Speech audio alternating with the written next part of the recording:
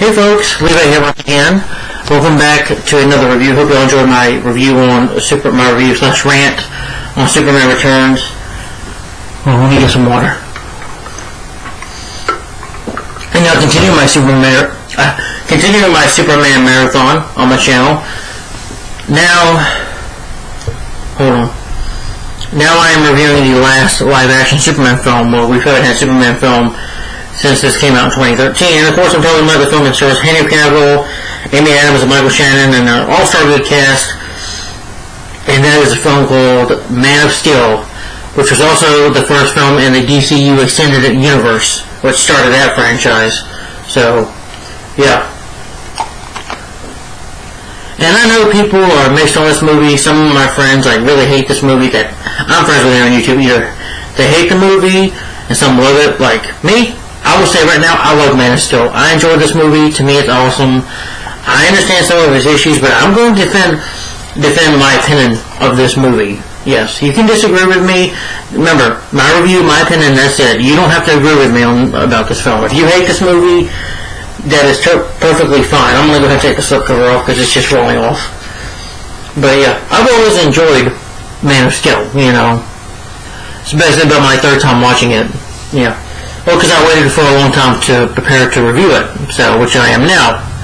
And sorry about the glare, but I've always liked Man of Steel. I've always liked Henry Cavill Superman. Now, does it top Superman the movie? Heck no, you can never top that. I will put this as my third favorite Superman film behind Superman the movie and Superman 2. Maybe I'll mention a little bit of the ranking of the Superman films at the end of the video. But anyway, Man of Steel, I think it's awesome. It is directed by Zack Snyder, who I don't think did a bad job directing it. I've heard some stuff about Snyder, but I don't care to hear about that stuff anyway, but that's just me. Anyway, let's get into how it came to be. In June 2008, Warner Bros. Took pitches from comics, book writers, screenwriters, and writers how to successfully restart the Superman film series, because Superman Returns, in my opinion, while not a bad movie, not an awful film by any means, was a failed attempt at a Superman film. So who could blame him for rebooting it? You know, I think that film failed because it just tries too hard to be a Richard Donner Superman film. But yeah. But the comic book writers, Grant Morrison, Mark Waid, and Geoff Johns and Brad Meltzer were among those who pitched the ideas for a reboot. I told them it's not that bad, just treat Superman Returns as the only hope, Morrison said. The Incredible Hulk has proven the audience will forgive you and let you redo the franchise, said Waid. Morrison's idea was similar to his work as All-Star Superman, while Waid was akin to Superman Birthright. Mark Miller, teaming with director Matthew Vaughn. I think Matthew Vaughn was also the guy who directed X-Men First Class. Also planned an epic 8-hour Superman trilogy. Each installment like Lord of the Rings. Many compared it to the Godfather trilogy, which I don't think you need to go with that, and which would chronicle the entire life of Superman. From the early days of Krypton, where Will Kal-El witnesses his father Charlie's struggle to save the planet, to the final where Superman loses his powers as the sun starts to go supernova. According to Miller, Vaughn suggested his Stardust actor Charlie Cox as the Golden Age inspired Superman, when he was a bit more of a regular person. In August 2008, Warner Bros. Suggested a reboot of the film series. Studio executive Jeff Webner planned to have film released either by 2010 or 11. Explaining Superman Returns didn't quite work as a film in the way that it wanted to. It didn't position the character that we needed to be positioned. And had Superman worked in 2006, we would have had a movie for Christmas of the year 2009. Now the plan is just to reintroduce Superman without regard to a Batman and Superman movie at all. Paul Levine stated in an interview that Batman holds the key to the Superman reboot. He elaborated, everyone is waiting for Christopher Nolan to sign on for another Batman. Once that happens, a release date for Superman and all future projects will follow. In February 2009, reports that MGM planned to direct Superman Flyaway. That's what they're going to call it. Expert interest in doing the film. August 2009 started court ruling which Jay Silver's family recaptured 50% of the rights to Superman's origins and Siegel shared the copyright Action Comics 1.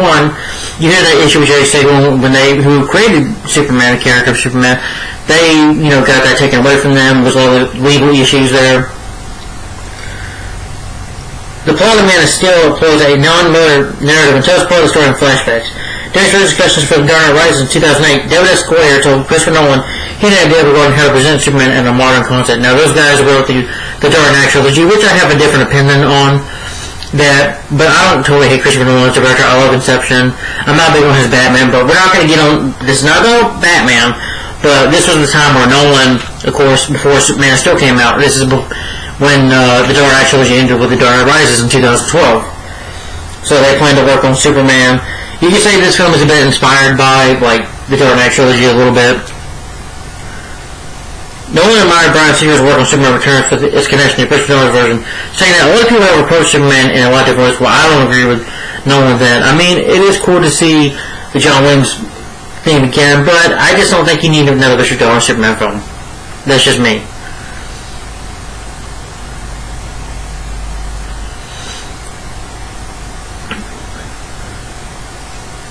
Nolan, however, clarified that the new film would not have a relationship with the previous film series, which I agree with him on Nolan. I'm glad he wanted to go that route. The film storyboard was created by... Oh, hold on.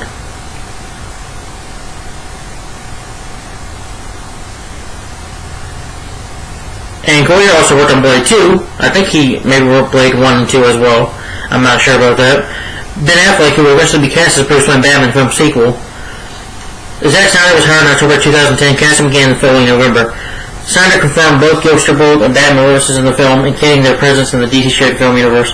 When Zod destroys the satellite, the world's Wayne Enterprises are scrolling at the satellite, which I didn't know that. Principal photography began on August 2011 at Industrial Park. Zack Snyder expressed reluctance to shooting the film in 3D due to the technical limitations of the format. Snyder also chose to shoot the film on film instead of digitally because he thought it would make the film a big movie experience. Man of Steel filmed in the Chicago area, California, and Barnaby's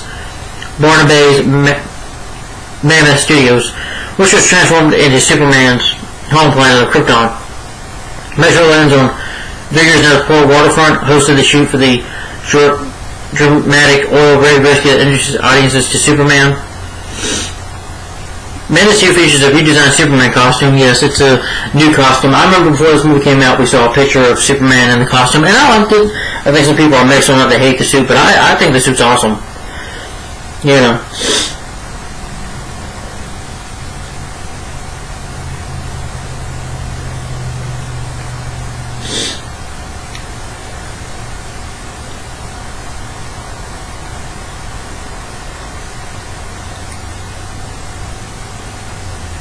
Due to the substantial weight of the practical suit would yield, the Kryptonian armor for General Zod was constructed through CGI to allow Shannon freedom of movement. The effects... John D. Detergent served as the visual effects supervisor for Man of Steel, providing the effects of the film.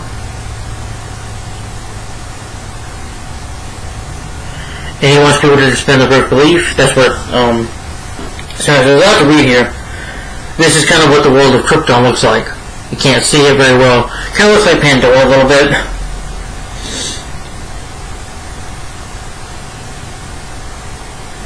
Yeah, a lot of effects were done for this movie, as you can tell if you've seen Man of Steel. And the music score was also scored by Hans Zimmer, who previously, he scored many other movies as well. He scored The Lion King, the Pirates of the Caribbean films, also the Dark Knight trilogy. So he's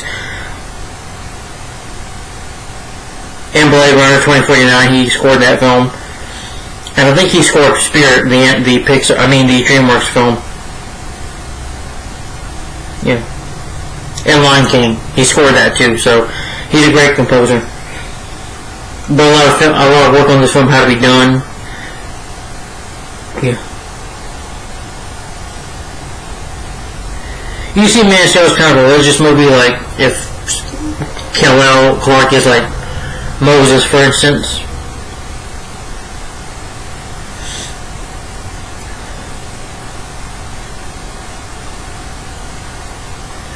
Yeah. I think the movie does have very good themes. Alright. But the cast of the movie, of course, is Henry Cavill as Clark Kent Superman. Kal-El is the first non-American actor to play the character. He was previously cast in Superman Flyboy. He was also considered for the role in Superman Returns until Brandon Routh got it. Yeah.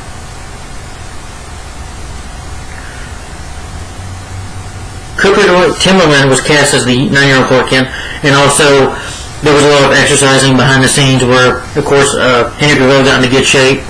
As you can tell in the movie, when you watch the movie, he got into shape for the role, and so did the other cast members, including Michael Shannon, who played General Zod, and the woman that played Vera Zod, the wife in the movie. Amy Adams plays Lois Lane. Amy Adams has been involved with the Superman, franchise before.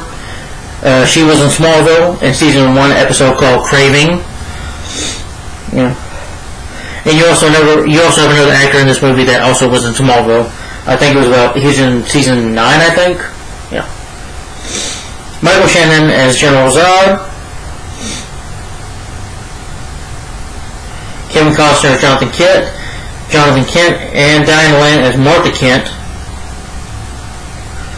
Lois Fishburne as Perry White. Yeah, he's a Perry White, he's black, but who cares? He did a great job. So, to me, it doesn't matter the color of your skin, as long as you play the character well, And Angela Tree, I butchered that name. As for General Zod's commander, she's very devoted and loyal to him. Oh, Gal Gadot was offered the role, but she declined because she was pregnant at the time. But then she would go on to play Wonder Woman in the sequel, Batman vs. Superman. Alice, who I can't say it, as Laura, Superman's biological mother. She was good in the film. Christopher Molina as Colonel Nathan Hardy. Most of you might know him from as Stapler, which I believe he returned as Stapler previously. He returned as Stapler, Elliot Stapler in Law and Order. Well, he was in Law and Order SVU. Russell Crowe plays Jor-El, Superman's biological father.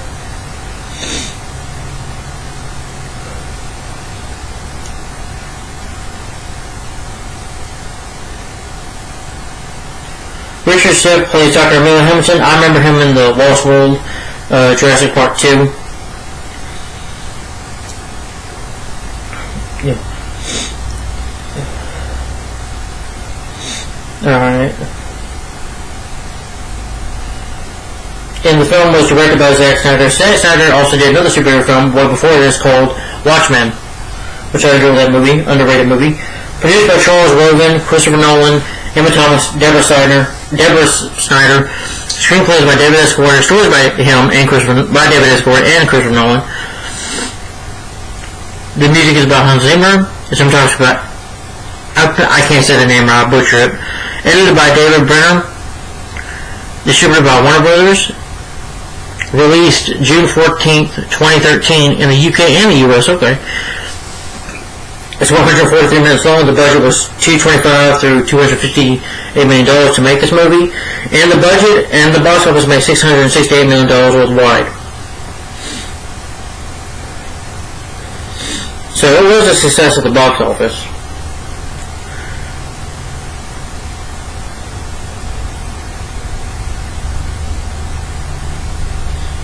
Yeah, some of the critics were mixed on it. Like I said, people are very mixed on this movie. Some just hate it, and some just love it. It's just a mixed bag of a film, I think, for people. And anyway, what the movie is about,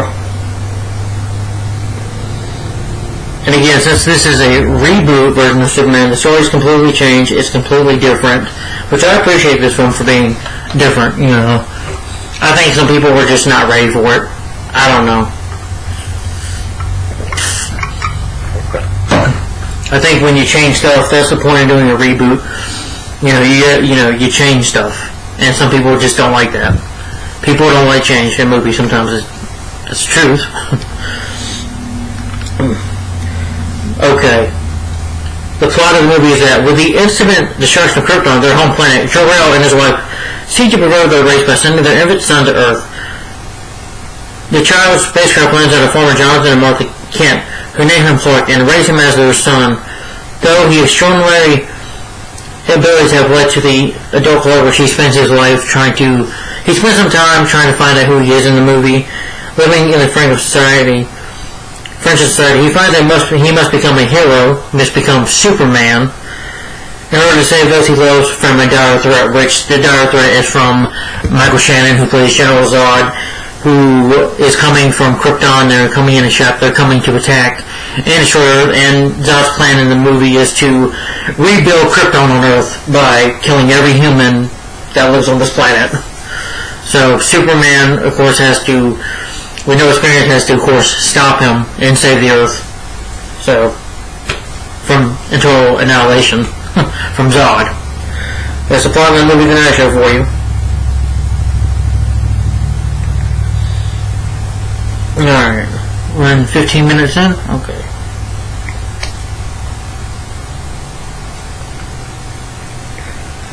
Oh, I like that picture. I like that suit, I think it's cool. Alright, I'm going to talk about the movie itself.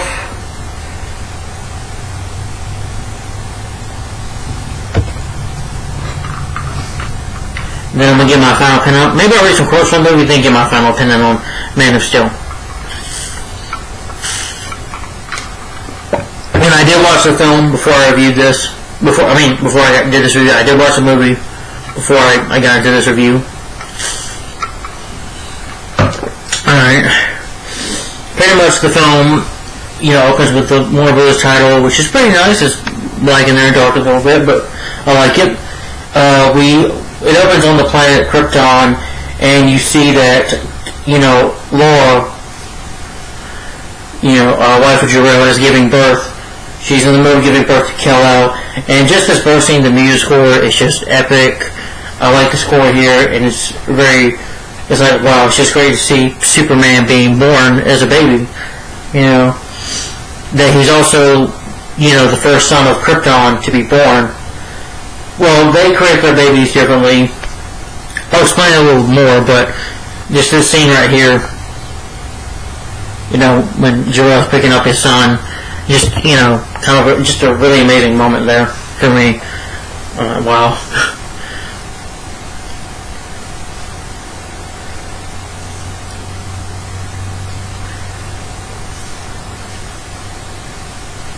Well, in Krypton, though, babies are spread through genetic engineering when a planetary called the Codex, which makes babies on Krypton, and pretty much, well, I'll get into that.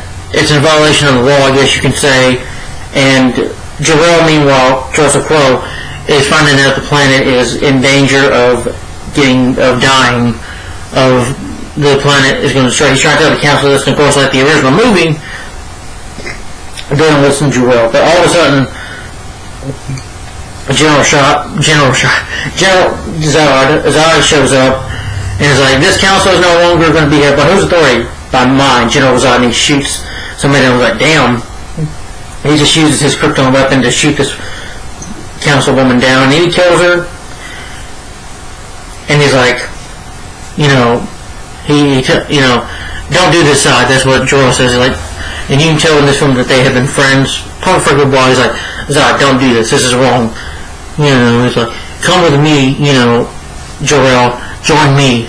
We can save Krypton. We can make it great again. And whose lead authority, Jor-El? Who gets to live soon and who dies by your society? Is that your choice to do? He's like, don't make me your enemy, Jor-El. He's like, Zod, I will praise the man that you once was, a good friend of mine, not this monster that you've become. And that he tells his minions, or his henchmen, we call him, his Kryptonian army, Zod's army, he's like, take Jor-El away. And they arrest Jor-El, and just like little machine comes talking to him, and he's able to close his eyes, so that light makes a flash, and Jor-El starts fighting with it. It's cool to see Jor-El kind of, throw down with, it was cool to see him fighting, which I thought that was awesome to see.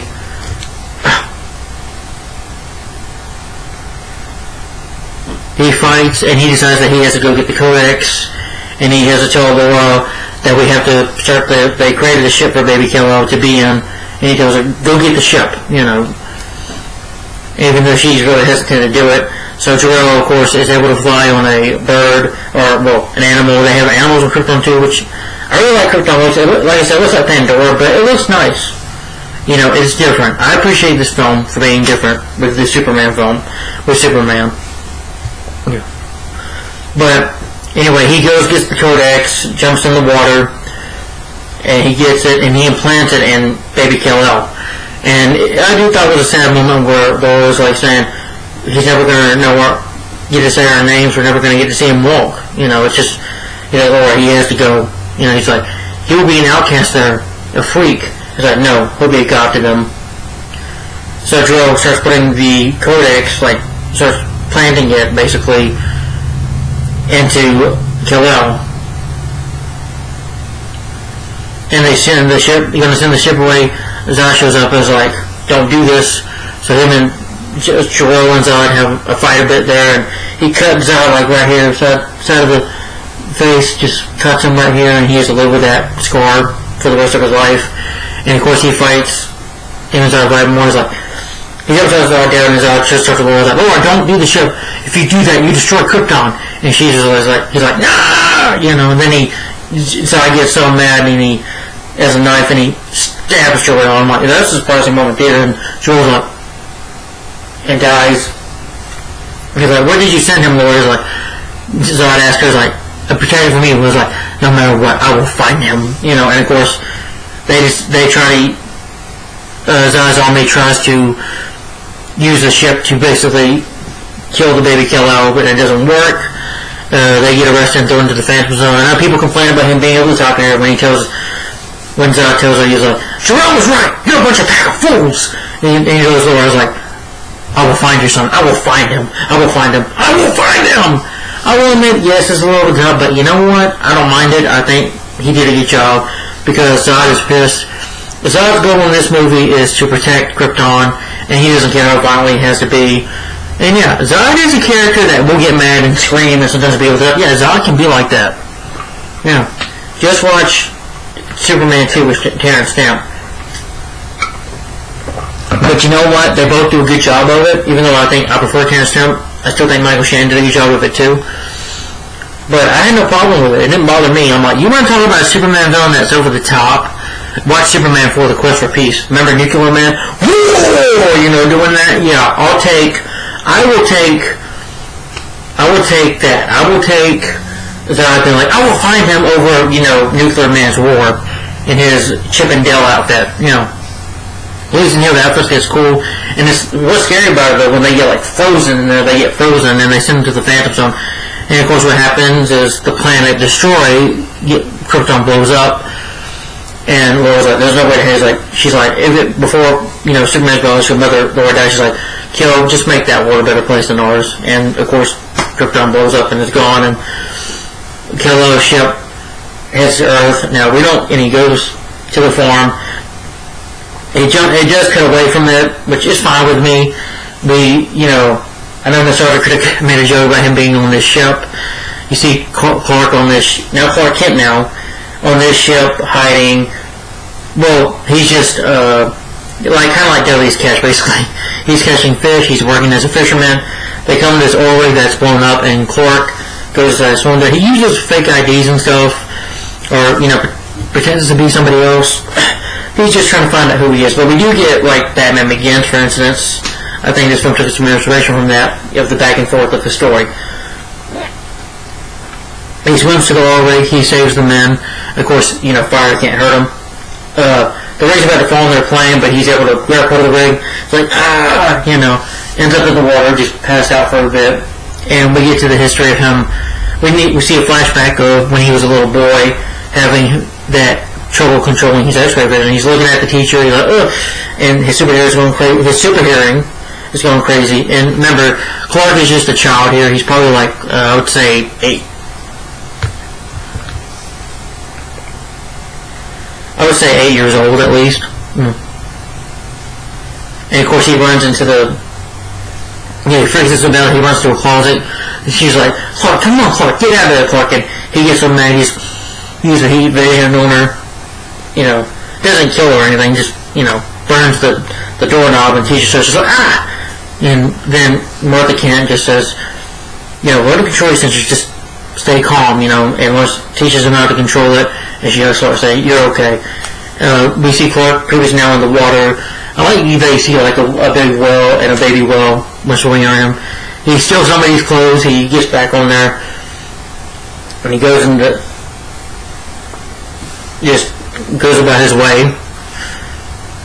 And I think we also have another flashback.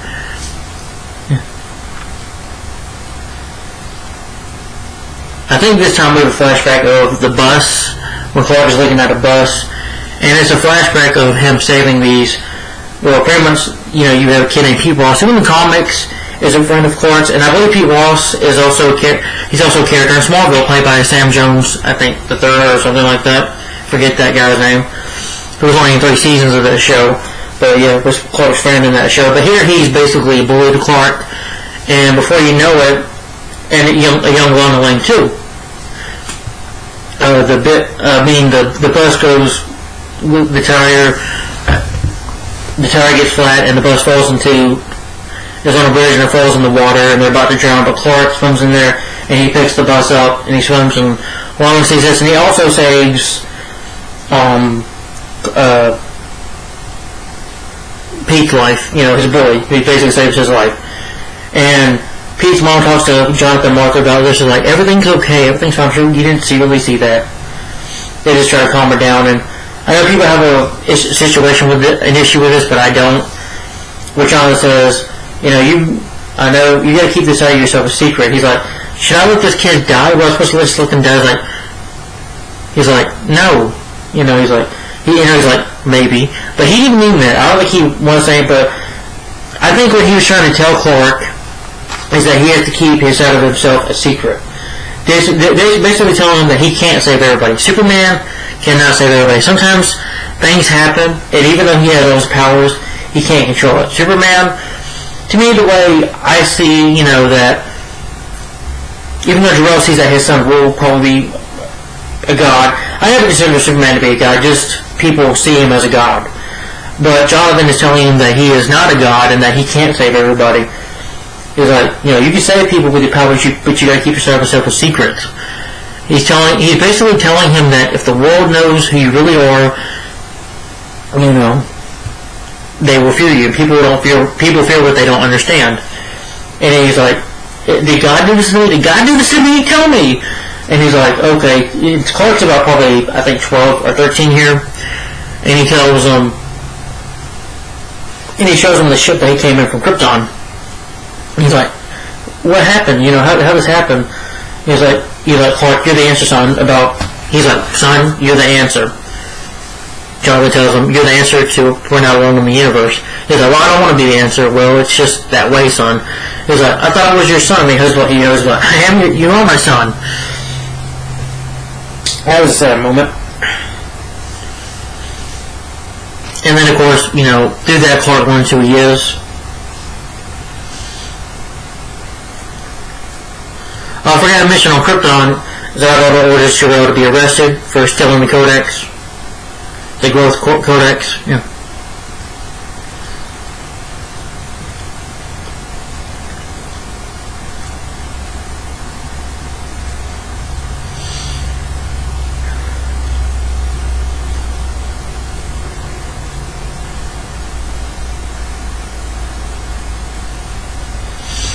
Oh yeah, the school scene I mentioned was an elementary school.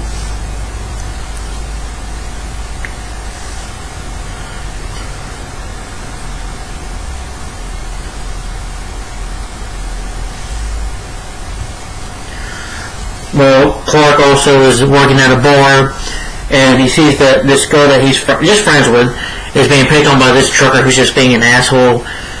And Clark's telling him, you need to be nice to her, stop doing that. And he tells him, what are you going to do about it? He's like, I'm going to have to ask you to leave. He's like, oh really? I'll leave when I'm ready. And he dumps a beer on him, throws it in his face. He's like, and Clark's like, now remember, he can't hurt him, he can't hit him, because if he hits the guy, he can't hurt him. The guy tries to push him, but it doesn't work. He does throw something at him, of course it doesn't hurt him. To get back at this asshole, there's other ways to do it. So he damages the guy's truck, puts it on a bunch of electric fencing poles to get back at the guy. And of course we see him walking. Yeah.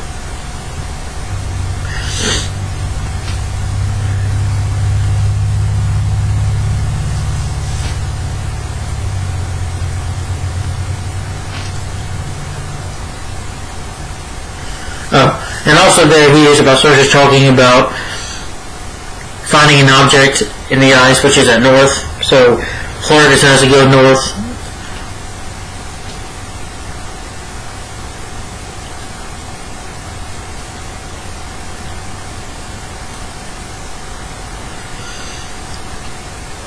Clark decides to go to Canada where it's snowing to basically find the Kryptonian ship there, which it'll give him answers. And this is where we meet Amy Adams as Lois Lane. And, you know, what I like about her, though, I like her more than Kate Bosworth because she's her own Lois Lane. She's a redhead, which I like that. She's a beautiful redhead. I always like Amy Adams.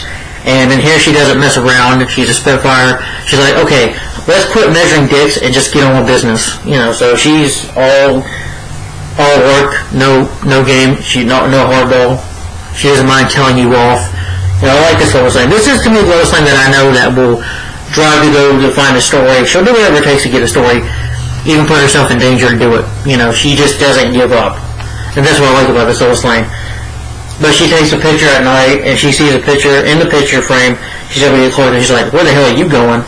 So she follows Clark there. Of course, he's undercover. You meet also Emil Hamilton, who is also a character in the comics. I remember he was in also the Superman animated series, you know, working with Superman a couple times. Clark goes to the Kryptonian ship. He's able to use heat vision to get in. He turns on to the Krypton ship. He uses a little Krypton piece to turn the ship on. And this Krypton machine, attacks him. It's got, sharp claws, and it tries to attack him. And Clark is able to push away from it, and it stops attacking him. Lois is sneaking around. Clark, sees Jor-El for the first time. He's like, who are you? He's like, I'm Jor-El, but he tells him that stuff later because, like I said, Lois Lane is right behind him in this ship, and the creature that attacked Clark attacks her, and thing is nearly kills her, so Clark grabs it, just grabs it with his fist, just bears it down and crushes it. He's like, it's fine, I'm not gonna hurt you, because Lois is scared that Clark is gonna hurt her. And he said, this is going to hurt, so he uses heat vision to heal up her wound in her stomach, and of course it hurts.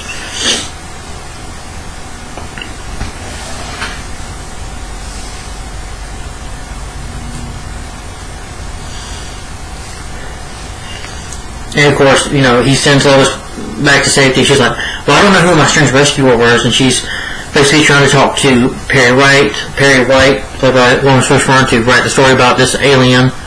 And Saber's like, Lois, no, I'm not going to write it. So she goes to her source about writing it, and he leaks it, and of course this gets her in trouble, eventually.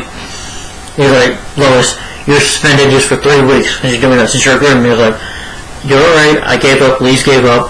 Well, before she gets in trouble though, she does start investigating more, and of course Lois, talks to people that Clark knew through his time, when he was going making fake names and stuff. And she's able to find his mother, Martha Kent. She goes to the father, Jonathan Kent, and she makes Clark like, hey, why can't I just tell people that know who you are? Like, well, my father believed Jonathan Kent believed that if people knew who I was, they wouldn't understand, they'd be afraid. And you see the history of Clark, which I didn't like this scene where Clark is being kind of a dick to Jonathan, saying, you're just, your family, does foreign factors. Yeah, your family, not my family.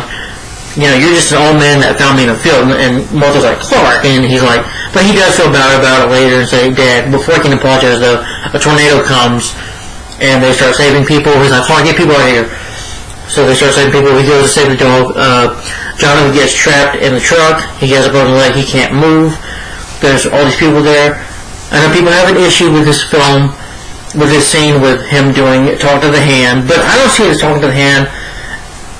No, he's not saying talk to the hand. Jonathan is basically saying, stop. It's like he's telling Clark, don't expose your powers because people will freak out. He's willing to die to protect his son.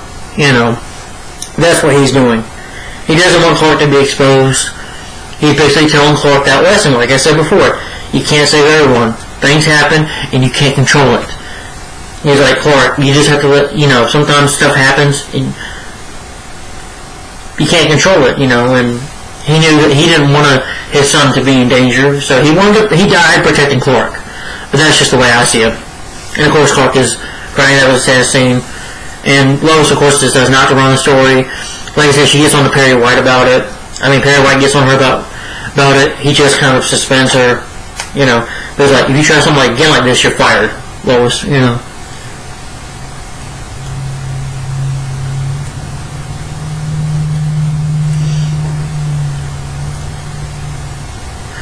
yeah, it was a sentry bot that attacked her. Sorry. Because Krypton, they have sentry bots. That's what they were. I'm sorry.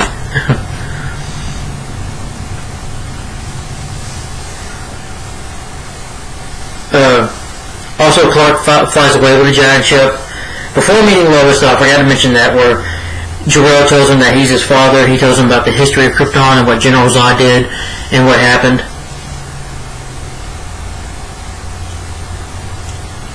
And this is where we get this awesome scene right here, where he puts on the Superman suit for the first time. And of course, remember, he has no experience yet, he has no training. He doesn't fully know how to use his powers right yet. So, we get a scene where, sorry if I'm going everywhere with my review, y'all, where he gets down and he starts to fly. He's trying to fly. It's like, because Superman, I think, started leaping down from down, like leaping from building to building. He's like leaping from mountain to mountain. That kind of reminded me of the comics from Superman doing that. He leaps around, and eventually he's able to fly. And by the way, people that complain that he doesn't smile, yeah, he does smile good a couple times in this movie. Yeah, he smiles at us and he's happy that he can fly, but falls. And he's like, when he's in the Iceland trying to control his powers, trying to learn to fly. That scene was awesome.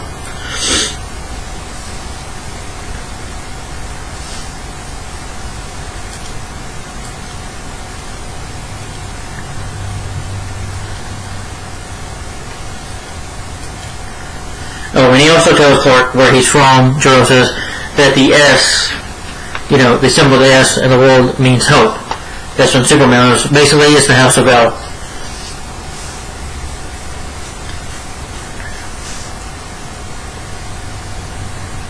Yeah. And that's the scene that I was talking about liking. Yeah. When he's going for a flight.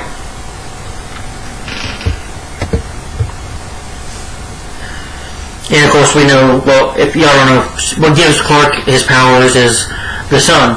Its radiation and stuff gives him his superpowers,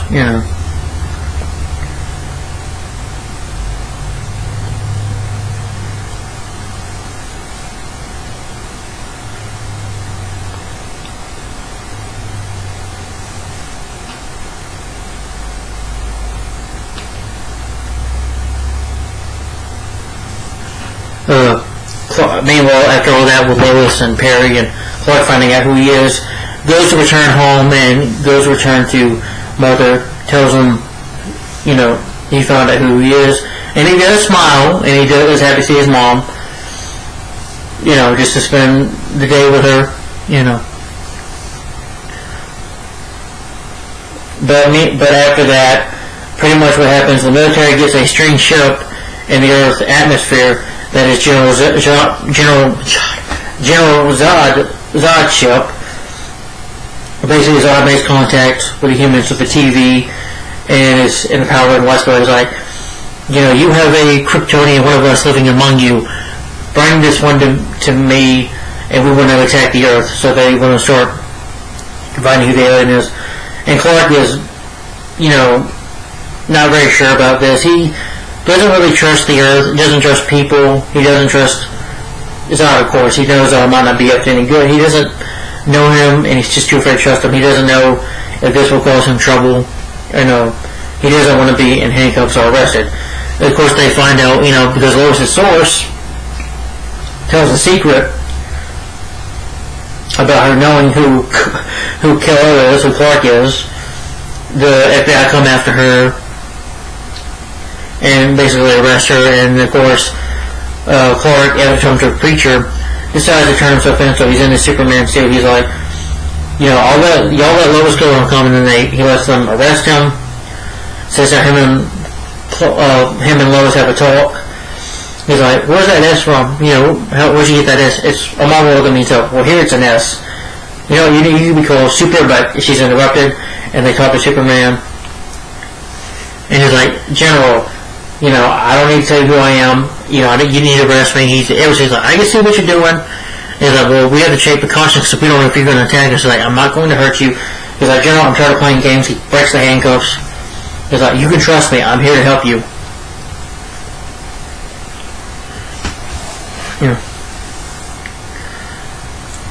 So eventually Zod appears, his ship appears, his wife Vera, or I guess if she's his second in command or whatever, saying, Kal-El, you come with us. And they start taking Lois too. They take him on their ship, and Clark meets Jor-El's dead. Meets Zod, and Zod's like, it's nice to meet you, Cal. We're here to help, Well, he's like, you're not used to our son, and Kal-El starts getting sick. He starts coughing up blood because now he's not only under the Earth's radiation anymore, he's pretty much under Kryptonian sun, basically under the red sun, and he's not used to the atmosphere of Krypton because he's been on Earth basically nearly all his life. So when he's on the ship, he starts puking at his guts a little bit and passes out. And they put him and Lois in visions and tie them up in rooms. They learn stuff from Lois too, but for Clark, he sees General Zod talking to him, and Zod's like, I'm here to rebuild Krypton. Or do you prefer your name Clark, as the humans gave you? And he's like, we're going to rebuild Krypton. That's what my purpose is, to start Krypton. And he's like, Zod, but what's going to happen to the people? The Foundation has rebuilt them. Someone's like, no, Zod, I can't let you do this. No, Zod. He's like, being buried in skulls, basically building Krypton on basically killing every human on the Earth and having every skull of humans being on the Earth for the new Krypton. He's like, no, I won't let you do this. And of course, he can't break out when he wakes up. He doesn't have no powers until Lois is able to use a piece of the kryptonite, that piece of the kryptonite ship, to add it into the machine, and the Jor-El, which I forgot about. This Jor-El was like a computer, for instance, a live computer or a hologram. The hologram of Jor-El shows up as like, Lois Lane, I can help you get out of here. I control the ship now. And he's able to open the doors, and they go through, and closes the door. Of course, Lois used some of the annealing gun and shoot some of them down. And Clark, because they changed stuff now, is able to get his powers back. Lois is going to escape pod. One of them the Kryptonians try to attack her. She pushes them back. They try to shoot her, but the escape pod goes. It begins to blow up, and Jor-El's like, Kal-El, you're here to save them. You're here to help them. You can save them all from what Zod's about to do. And he goes flying out. People say he looks like Jesus here, but I was fine with it. And he flies, and he goes to save, and he saves Lois. He's like, you okay? And then pretty much Zod and his men attack Martha and ask her, where is the Codex? And she's like, go to hell. And then Vera attacks, just picks her up, and he's like, where is it? And of course, she doesn't say, but just by the look of her eyes, they go to the barn, of course it's not there, and Zod is pissed. He's like, where's the Codex? And Superman shows up and attacks Zod, and he's like attacking him through the corner, but he's like punching him, like, you don't threaten my mother, And Zod's, helmet comes off because they're not used to the atmosphere of the Earth, and he's like, he starts seeing the X-ray, the super hearing, and starts having goes like, Zod, you can't see nothing now that you're on Earth's atmosphere under their sun. It's like, my parents told me to control my senses. I guess you're gonna have to get used to that now. But before Kal-El Superman can take him down, Zod's ship shows up and they take him away. He's like, what happened to him? That he just suffered a temporary weakness. That's what Zod says. But Vera and another commander of her fight Superman, so Superman tells people, go inside the place, go inside their restaurants and stuff, and their workplaces to stay safe. Go. So he fights with them. It's not a very easy battle for him to fight, but he does the best he can. There was like a fight can happen because of human evolution or something like that. But Superman's able to fight them, eventually take her down, and before she can kill Christopher Molina, the general they try to fight Superman at first, but they realize, the general realizes that Superman is on their side. Like, this man is for us. Like, thank you, General. And of course he flies. Why?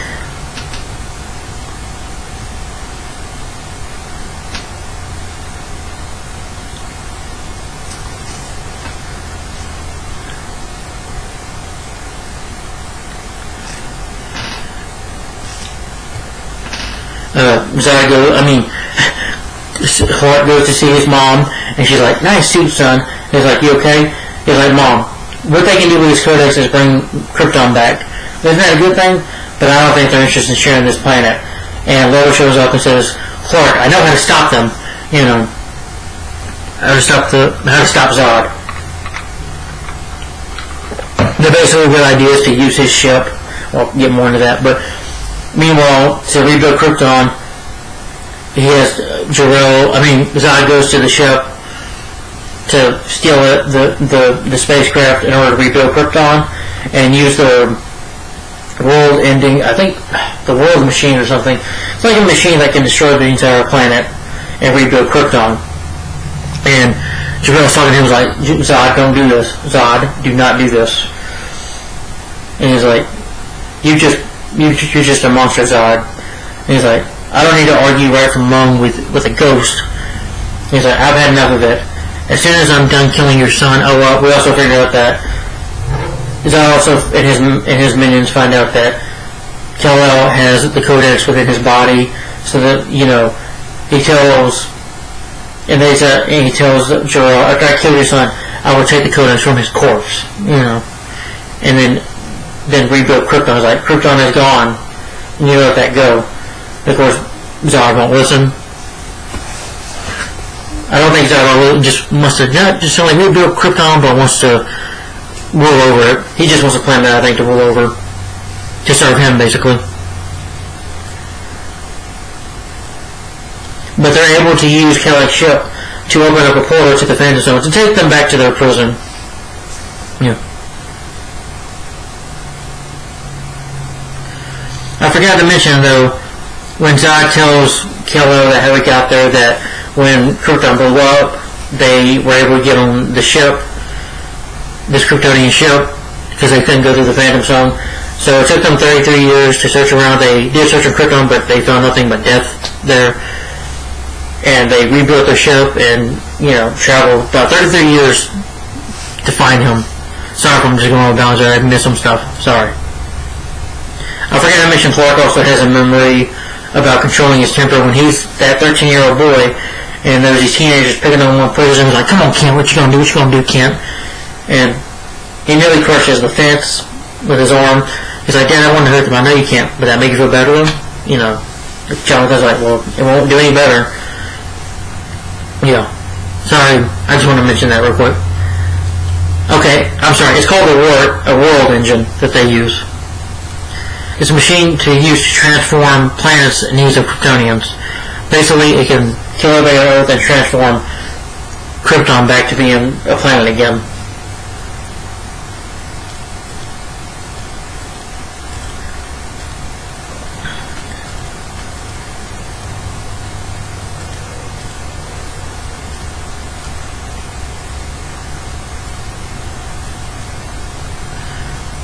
One of the world engine touches the South Indian Ocean. While they prepare to use Kal-El's ship, Lois and Dr. Emil Hamilton and Professor Molina, the general, use the Kal-El's ship to prepare to defeat them, to take them down. Kal-El goes to the world engine next to the South Indian Ocean. He fights it. It's like a big, huge, kind of like Doc Ock's claws if they were like really huge, fighting him. And he has a hard time fighting. He can't breathe. He's in kind of Krypton's atmosphere again, so he's like coughing, and it's grabbing him. Nearly takes him down, but he gets the strength to just fly back up there and just, falls there, all his pain and destroys it. And saves a good part of the Earth. So, again, I forgot to mention, Superman also saves a soldier from falling. During his fight with her and her, I guess, other commanding officer, her giant commander officer, and a fight with them. One of the military men, almost died, and Superman saves his life. Like, you okay? So, yeah, he does try to save people in here. He does. Okay, yeah. But they use a fan drum, it's not working. Vera shows up and starts beating up on the man. Lois is over to the side hanging out. The general decides to sacrifice. She's like, there's no better reward than death, and he kills Vera, and the crew go back to the Phantom Zone, and Superman also ends up in the ship, the spacecraft, where Zod's like, no, don't destroy that, this ship, you destroy Krypton. He thinks it for a minute. He's like, Krypton had his chance, and then he uses his heat vision. His heat vision, and destroys the ship. And all of them go back to the Phantom Zone. Lois nearly falls to her death, but Superman jumps in and saves her. And they basically just share a kiss. And I forgot, she's like, first kiss, it goes down here from there. Which I was like, well, okay. And Superman kisses her back. Perry White and some of the two people that were coming to the clinic, he saves them from being injured. People might have died because, again, this was a war going on, and, like I said, Superman can't save everybody, and plus, this Superman has no experience. And people want to complain about him not being a happy chap in this film. How is he supposed to be happy? He's got the weight of the world on his shoulder right now, and he's fighting an army that is trying to kill the Earth, and he has no experience. So what's for him to be happy about? This to me shows more human side of Superman. That has to learn that he can't control everything, even with all his powers, that he's not a god. That's just the way I see this movie. But anyway, after, kissing Lois, he goes to Zod, and Zod is like, his hand window is like, my people are gone. He's like, I exist to protect Krypton. That was the purpose of which I was born, and you have taken away from that from me. And then he just punches Kal-El, and he's like, Kal, every human you love, all the humans you've loved and adopted here, I will destroy it, I will kill them all, and I will take over this planet and find a way to rebuild Krypton. And he's like, you're a monster, Zod, and that's what will stop you. And so they get into this huge fight. It's just a bunch of flying around and punching each other. I know some people are overwhelmed by the action of the movie. I'm not. I don't understand the complaint with the action in this film. For a long time, people wanted Superman to punch somebody. We get some action in here. Well, you have to think about it. These are two titans, basically two gods. Well, two powerful human beings who have superpowers. They can fly. They have super strength. They can move fast. What did you expect? Because Zod has his powers too. When he comes to Earth. So, because he's a Kryptonian too. But they get into a fight. He's like, Kal-El, I learned to train in the military, learn to control my senses. Where did you learn how to fight? On a farm? He takes off his suit, and you see the black, his black suit. They prepare to fight. And they get into this huge fight.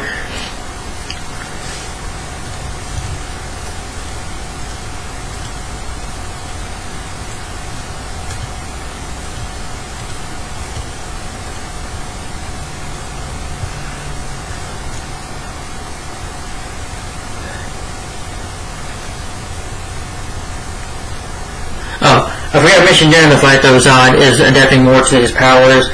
His heat vision kind of goes out of control, but he learns to control his powers more to fly and stuff. And the buildings are smashing around and stuff.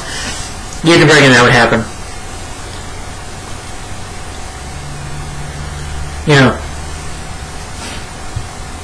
And then Zod says to Superman when they land in this, I think it's like a courthouse basically, where Kal-El grabs him, has a chokehold on Zod, kind of like in Superman 2 a little bit. He says there's a chokehold on him here, and he's like, Zod, stop.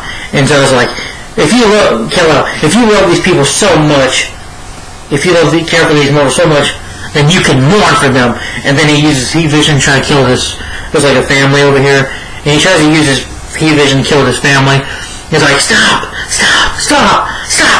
And Zod's like, using his heat vision, never, And then, of course, he has no choice. He breaks Zod's neck, just smashes his neck. I know people complain about that. Hey, Superman 2, Lester Cut. He killed him. He killed Zod in that version too. And nobody complained about that. But here he breaks his neck. He had no choice. And he gets down on his knees, yells in pain. Well, what do you expect for him to do? Be like, I killed him. I just murdered a guy. What do you expect him to throw a little dance party and be happy about killing somebody? Because he didn't want to kill Zod. He didn't want to kill him.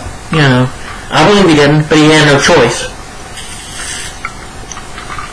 I mean, neither did, in Superman 2 he had no choice as well. But in Superman 2 he's not getting upset about it. Like I said, this shows more the human side of Superman. The weight on his shoulders that he's got to deal with. And I like this film shows that Superman's not perfect. So that's just the way I've always seen this movie.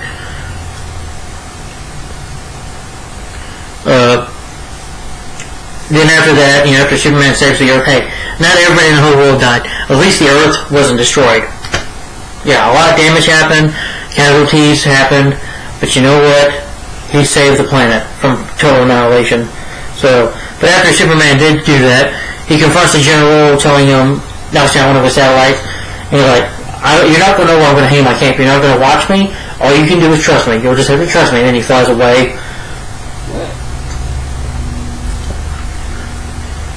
And he pledges to, of course, fight for the security of Earth, and, as Superman, fight for the Earth. Clark returns to Smallville to visit Jonathan, saying, I wish, Jonathan, Dad had seen me become Superman, become who I am now. He's like, he would have, Clark, he did see it. There was like I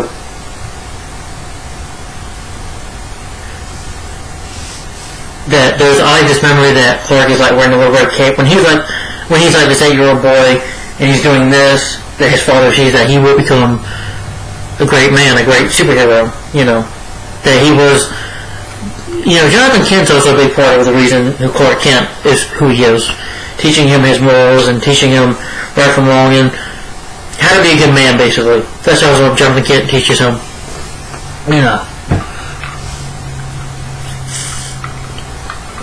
That he is here to help us and fight for truth and justice in the American way. Now, he's not the Superman we know in this film, but he will grow to be that. I like that in the Justice League film. I'm not talking about that Superman's joking, yes.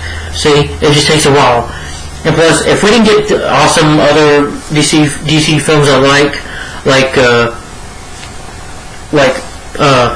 Wonder Woman 2017, I haven't seen the sequel yet, but Wonder Woman, Aquaman, Shazam, those movies that I enjoy would not have happened if this film was a flop at the box office. If this film was a failure, I'm sure it would never have happened. But anyway, he tells his mother that he's going to get a job at the Daily Planet, go under disguise so nobody will notice who he is, just to keep an eye on the planet. And of course, this is where we get to see where he, at the end, where he's fully now the Clark Kent.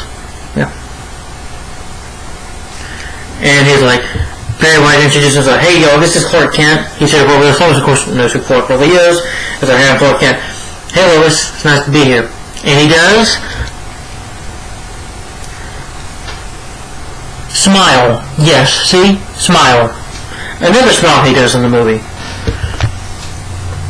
And then it just ends there with the epic music by Hans Zimmer. And that's the end of Man of Steel. I might read some quotes real quick. So, yeah. But that's the movie.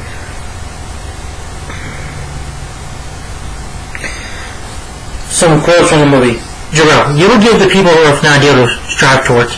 They will race behind you. They will stumble. They will fall. But in time, they will join you in the sun, In time, you will help them accomplish wonders. Ver, a good death is its own reward. Jonathan Kent in the trailer. People are afraid of what they don't understand, which is true. You think you can threaten my mother? Goodbye, my son. Our hopes and dreams travel with you. He will be an outcast. They'll kill him. How? He'll be a god to them. Did they hurt you? They can't. That's not what I meant. Are you alright? I wanted to hit that kid. I wanted to hit him so bad. I know you didn't. Part of me even wanted you to. But then what? Make you funny with it? You just have to decide what kind of a man you want to grow up to be, Clark. Because whoever that man is a good character or bad. He's going to change the world. What have they hit us with? Looks like some kind of gravity weapon is working on the tantrum with their ship. Somehow they're increasing the Earth's mass, throwing the atmosphere particles. Oh my god, they're just terrible me. What's that? Planetary mortifying the Earth's atmosphere. And I can't say it right. But what happens to us? Based on these readings, there won't be in us. General Swank, sir. I'm on with the control tower. Colonel Hardy's on his way, and he's got Superman instead of Superman. That's one funny. He's like, the alien, so that's what they're calling him, Superman. That was funny. So this movie does have humorous moments. I like the humorous moment where, he's going to go fight the world engine. Superman's going to go take that out, and he tells Lois, back up, and she smiles, and that's just funny. So this movie does have humorous moments in it, but it's completely serious. It was. I know what you're trying to find out where I am a king. You won't. Then I'll start this question. How do we know you won't one day turn against us or America's interests? I grew up in Kansas, General. I'm about all American as you can get. Look, I may help, but it has to be on my own terms, and you have to convince Washington of that. Even though I wouldn't try, what makes you think they'll listen? I don't know, General. Guess I'll just have to trust you. And he does smile and leave. What are you smiling about, Captain? Nothing, sir. I just think you kind of have where the captain's like saying, get in the car, Captain. That was funny. I remember the audience laughing about that in the movie. What's on your mind? I don't know where to start. Whatever you want. That ship that appeared last night. I'm the one they're looking for. Do you know what they want? No, but this General Zod, even in surrender, there's no guarantee he'll keep his word. But if there's a chance I can save Earth, be turning myself in, shouldn't I take it? And I also like when the preacher says the word. Sometimes you gotta take a leap of faith, and he does. The trust part comes later. Alright, well, I'm not gonna read a whole bunch of quotes. You're not alone. My name is General Zod. I come from a world far from yours. I have journeyed across ocean and stars to reach you. For some time, your world has sheltered one of my citizens. I request that you return this individual to my custody. For reasons unknown, his shows to keep his existence a secret from you. He would have made efforts to blend in, but he is not one of you. He will look like you, but he's not one of you. To those of you who may know the location, the fate of your planet resists in your hands. To kill out, I say this: surrender in 24 hours, or watch this world suffer the consequences.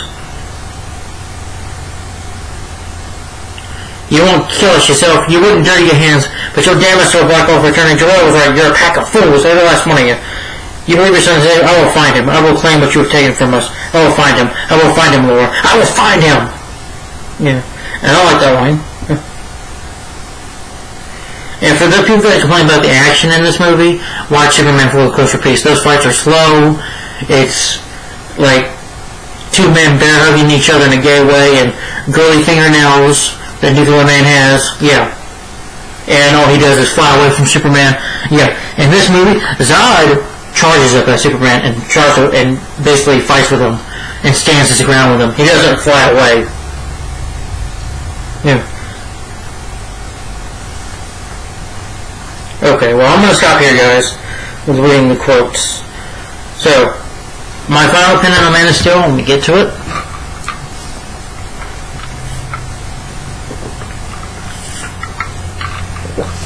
Sorry. Alright, Man of Steel. So what I think of this movie?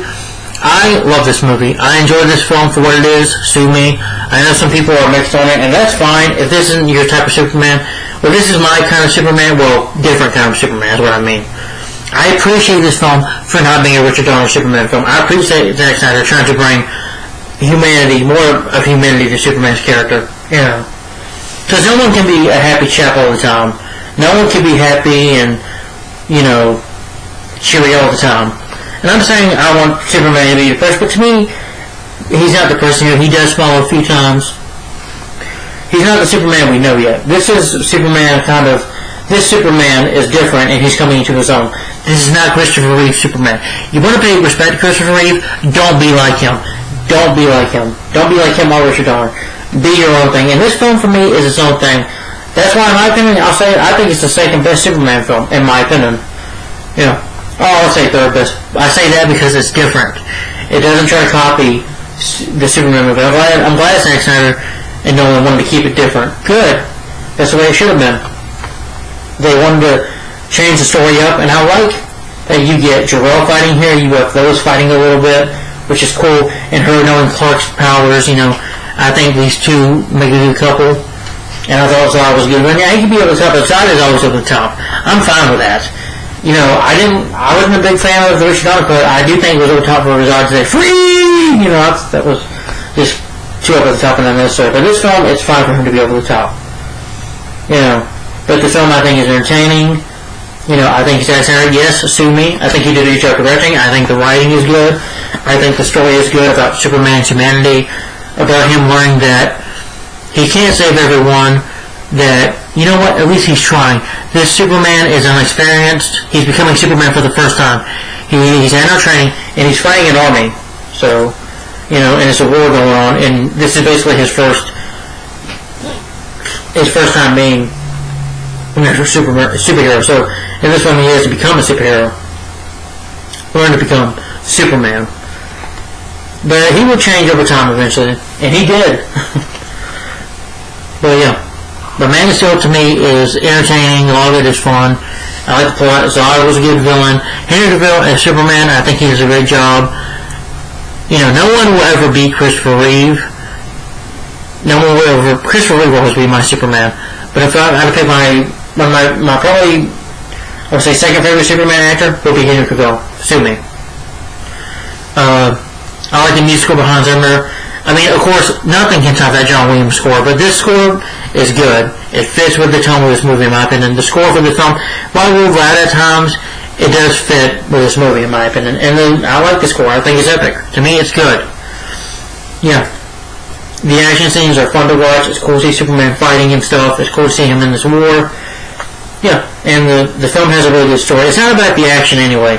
It's about the story. I think this film has a good story about Superman learning his humanity, and just, to be honest, he's more human than you think, because he does have a heart. And you do learn that in other Superman films too. But that's just the way I see this movie. Problems. Oh, and I love the cast. I love Amy Adams as Lois Lane. She's great. I like Michael Shannon, Kevin Costner, Downland. They were great. I thought they were good. Lawrence Fishburne and Russell Crowe were great. Russell Crowe did a great job as Jor-El. Yeah. I think the special effects CGI is pretty good in this movie. I don't think it's horrible or anything. The budget is on the screen, so for this film, they have the budget. So you want to say terrible effects? If people say this film has shitty effects, no, I definitely disagree with that. If you want to see shitty effects in a Superman film, then you need to watch Superman 4: The Quest for Peace. And if you think this film doesn't have a good story, I'm like, here's a Superman 4, Superman getting involved with the nuclear warheads. I mean, yeah. Oh yeah, and Superman 4, he could have destroyed humanity. Yeah. When he threw those nuclear arms with a net, the giant net throwing into the sun, he could have freaking destroyed humanity. So people think that this Superman got people killed. Watch Superman 4. He could have killed the whole fucking planet in Superman 4 by throwing that giant ass net into the sun. It could have blown up everybody. Yeah, nuclear warheads. I mean, nuclear warheads, if they go off, I'm sure it's a big boom. So yeah. Anyway, problems I have with the movie. Well, some of the fight scenes are choppy editing. A little shaky cam doesn't bug me. I won't say shaky cam, but some of the editing by who did the editing for this film? David Byrne. I think he could have done a better job of the fight scenes. And at least, was nice to keep the camera still a bit. Don't shake it around too much. A little shaky cam, a little bit of the editing is choppy. The rest of it I can handle, but some of it, I will admit, is a little underwhelming, but it doesn't bother me. Hey. At least it's not no glowy fingernails going on, no bear hugging each other, no slow motion fight. Yeah, Superman 4 had a slow motion fight and it looked fake on the moon. That looked fake. The fights in here look really good, in my opinion, on the screen. The money, the budget's held on the screen. So, but anyway, and it's entertaining. The action, the rest of it's entertaining. Just the editing and stuff. Yeah, do I understand why some people hate this movie? Yes. But I disagree. I love this film. For me, it tries something different with the character of Superman, and I think it did a good job of doing that, in my personal opinion. Now, my rating for Superman, for Man of Steel, is 4 out of 5 stars, yes. And Clark acting like a jerk in that one scene, I didn't like. But I'll let it slip because he did try to apologize to him, even though he didn't get to. I'm just saying, you're an old man that found me in a crop. I thought he was being a dick there, but despite those issues I have with it, I still enjoy Man of Steel. I still think it's a fun movie. and I'm going to give it a thumbs up, and my rating for the film is 4 to 5 stars. So my rating for this film is 4 to 5 stars, and thumbs up for Man of Steel. And I do think, where's Man of Steel 2 at? I want my Man of Steel 2. I forgot to show you guys. Cool stuff there. Yep, I like that. Yeah. And the point of doing a reboot is making it different. And this film, I think, did a good job of that. But anyway, guys, hope you all enjoyed my review of all the Superman live-action films. Starting with Superman and the Mole Man to Man of Steel. So, that's Man of Steel. Alright, I'll be right back. For my next Superman reviews, sorry.